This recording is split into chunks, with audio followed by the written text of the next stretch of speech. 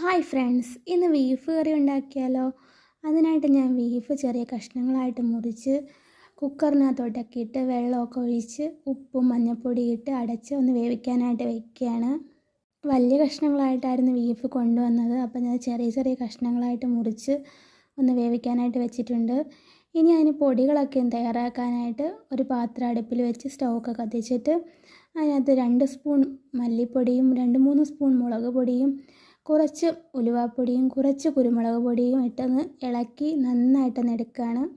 കുരുമുളക് പൊടി ഞാൻ കുറച്ചേ ചേർത്ത് കൊടുത്തിട്ടുള്ളൂ. എരി കൂടുന്നത് കൊണ്ട് തന്നെ കുരുമുളക് പൊടി ഞാൻ കുറച്ച് മാത്രമാണ് ചേർക്കുന്നത്. ഇനി ഇറച്ചി വേവിക്കാൻ ആവശ്യമായിട്ടുള്ള ഉള്ളിയും വെളുത്തുള്ളിയും പച്ചമുളകും ഇഞ്ചിയും കറിവേപ്പിലയും എല്ലാം ഞാൻ റെഡിയാക്കി വെച്ചിട്ടുണ്ട്. ഉള്ളിയുടെയും വെളുത്തുള്ളിയുടെയും ഇഞ്ചിയുടെയൊക്കെ തൊലിയൊക്കെ കളഞ്ഞ് കഴുകി അരിഞ്ഞ് വൃത്തിയാക്കി വെച്ചിട്ടുണ്ട്. ഇനി ഇറച്ചി വേവിക്കാനായിട്ട് ഒരു പാത്രം അടുപ്പിലോട്ട് വെച്ചിട്ട് അതിനകത്ത് വെളിച്ചെണ്ണ ഒഴിച്ച് വെളിച്ചെണ്ണ ചൂടായി കഴിയുമ്പോഴത്തേക്ക് കടുക് പൊട്ടിയതിന് ശേഷം കറിവേപ്പിലയും 2-3 വറ്റൽമുളകും ഇട്ട് ഇഞ്ചിയും വെളുത്തുള്ളിയും പച്ചമുളകും ഇട്ട് ഒന്ന് മൂത്തതിന് ശേഷമാണ് ഞാൻ സവാളയും കൊച്ചുള്ളിയും പിന്നെ തേങ്ങാക്കൊത്തും ഇട്ട് കൊടുക്കുന്നത്.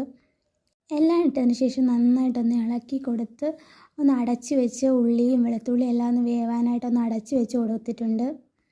ഇനി അടപ്പ് തുറന്ന് ഒന്നും കൂടെ ഒന്ന് ഇളക്കി കൊടുത്തിട്ട് ഒന്നും കൂടെ ഒന്ന് അടപ്പൊക്കെ ഒന്ന് വെച്ച് അടച്ച് കൊടുത്തിട്ടുണ്ട്.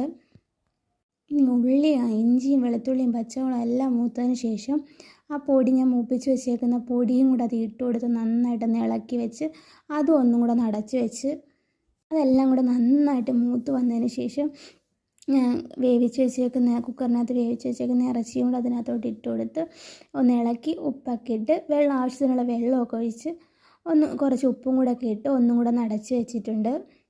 നമ്മുടെ കറി നന്നായിട്ട് തിളച്ച് വന്നിട്ടുണ്ട്. ഇനി അതിനകത്തോട്ട് കുറച്ച് മസാലപ്പൊടി ചേർത്ത് കൊടുക്കണം. അതിനായിട്ട് 2 സ്പൂൺ മസാലയാണ് ഞാൻ ചേർത്ത് കൊടുത്തിട്ടുള്ളത്. ഇനി അതൊന്ന് അടച്ച് വെച്ച് വേവിക്കുമ്പോഴത്തേക്ക് നന്നായിട്ട് വറ്റി റെഡിയായിട്ട് നമ്മുടെ ബീഫ് ഇവിടെ റെഡിയായിട്ട് വരും. ഓക്കെ.